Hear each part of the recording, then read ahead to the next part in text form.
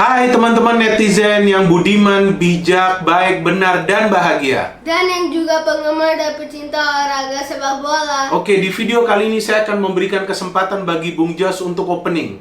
Ya, di video kali ini kita akan bahas tentang tim favorit saya. Tim mana tuh? Manchester United. Kamu kok bahagia sekali sih bicara atau membahas tentang Manchester United sekarang ini di video ini? Ya kan Premier League akan mulai kembali. Jadi saya melihat Manchester United main. Oke, sebelum Premier League ini break, kan kamu juga nonton Manchester United. Kamu lihat seperti apa nih sekarang Manchester United? Ya, saya kira sih bagus karena mereka sudah lama nggak kalah. Itu dia teman-teman, poinnya bahwa Manchester United telah improve dan progres jauh lebih bagus di putaran kedua Premier League. Dalam 11 pertandingan terakhir di berbagai ajang, Piala Liga, Piala FA, Europa League, berikut Premier League, Manchester United tidak terkalahkan. Dan yang menarik bukan soal 11 pertandingan tidak kalah, tapi di 11 pertandingan tersebut, MU bisa mencetak total 29 gol. Dan MU tidak kemasukan gol di 9 pertandingan dari 11 pertandingan tersebut.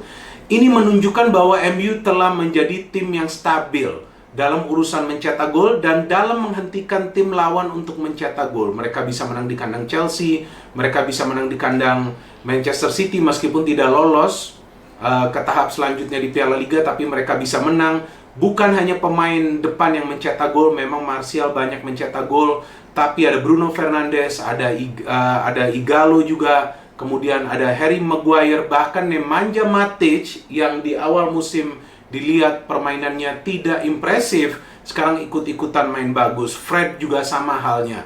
Maguire dan juga Lindelof sudah menjadi duet yang sepadan di lini pertahanan dari Manchester United. De Gea sudah tidak lagi melakukan kesalahan-kesalahan elementer yang sebelumnya pernah ia lakukan musim ini. Terus siapa yang perlu kita berikan kredit? Yaitu pelatihnya dong. Ya, pelatihnya Ole Gunnar Solskjaer. Kenapa?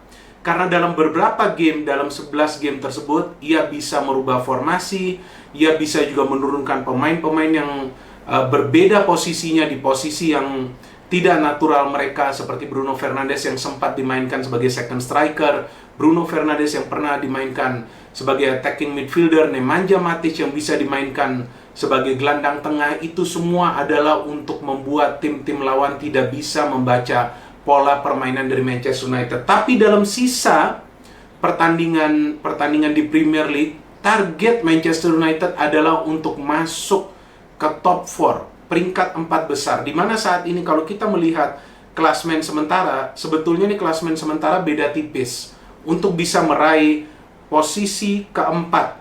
Ya, dimana di sana ada Chelsea, Manchester United, Wolverhampton Wanderers, Sheffield United, Tottenham Hotspur, bahkan Arsenal yang masih berpeluang untuk mendapatkan satu tiket otomatis lolos ke Liga Champions. Nah, ini yang akan coba dicapai oleh Manchester United karena musim ini mereka tidak tampil di Champions League. Ini juga mengurangi penghasilan mereka dan menyulitkan mereka sendiri juga untuk merekrut pemain-pemain baru yang kita tahu lepas dari usaha mereka yang tadinya mereka coba untuk kontrak 2 pemain tersebut. Salah satunya adalah Erling Haaland yang bergabung ke Borussia Dortmund. Jadi sangat krusial bagi MU untuk masuk ke top 4. Nah, bagaimana peluangnya?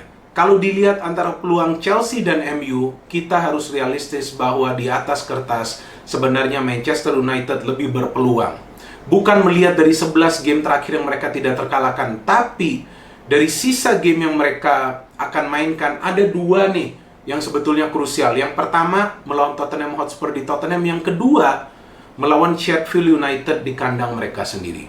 Nah, jika MU bisa meraih kemenangan dalam 2 pertandingan awal tersebut ini, ya, tolong dicatat, jika mereka bisa meraih kemenangan dalam 2 pertandingan awal ini, maka saya kira tidak ada yang bisa menghalangi MU untuk masuk ke top 4. Karena kita tahu bahwa lawan Chelsea tidak semudah atau tidak begitu gampang yang akan mereka hadapin, karena mereka masih perlu menghadapi beberapa tim besar, diantaranya Manchester City yang memang belum tentu menjadi juara, tapi saya kira ada gengsi di sana yang coba dipertahankan oleh MCT sebagai juara bertahan.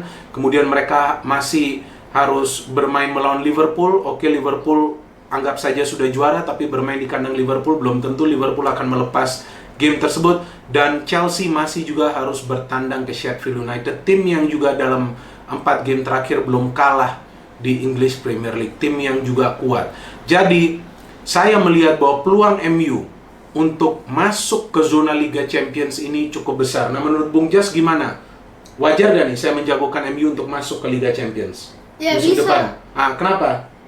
Kan mereka ada Pogba yang sekarang bisa lebih bagus. Nah, Pogba sudah akan kembali bermain ya teman-teman. Dan Pogba musim lalu apa dia hebatnya?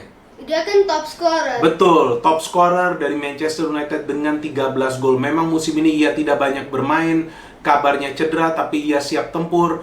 Belum tentu juga ia akan bermain bersamaan dengan Bruno Fernandes, tapi paling tidak ia bisa dimainkan secara rotasi dengan Bruno Fernandes karena jadwalnya juga akan padat.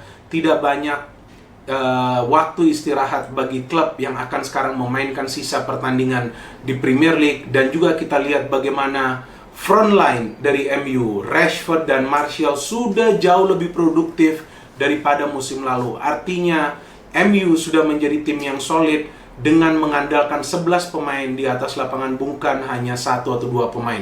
Baik, itu dia analisa dari kita tentang peluang Manchester United yang akan meroket dan masuk ke zona Liga Champions. Kita tunggu saja bagaimana di 2 game awal MU yang tadi saya katakan mereka wajib menang jika mereka ingin memastikan diri masuk ke zona Liga Champions agar bisa kembali bermain di Liga Champions musim depan. Oke, Bung Jas, kita akhiri saja video di sini. Jangan lupa subscribe, komen, ya, like, dan follow Instagram kita. Terima kasih banyak kepada teman-teman yang telah menyaksikan video kita. No hate, Only football. salam sepak bola.